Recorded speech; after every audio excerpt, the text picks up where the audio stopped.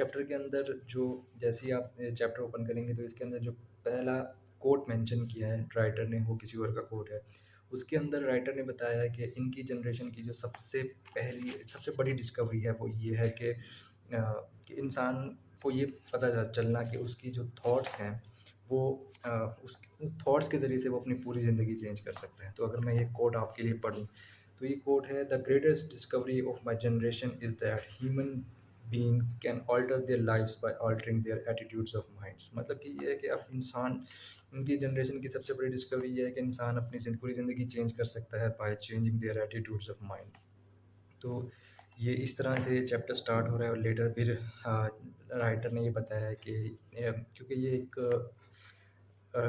Graduated lawyer थे, as a graduate lawyer ये हुए थे। फिर इन्होंने अपनी बार की प्रैक्टिस शुरू कर दी। 10 साल इनकी बार की प्रैक्टिस चलती रही, लेकिन ये अपनी लाइफ से खुश नहीं थे, जैसे कि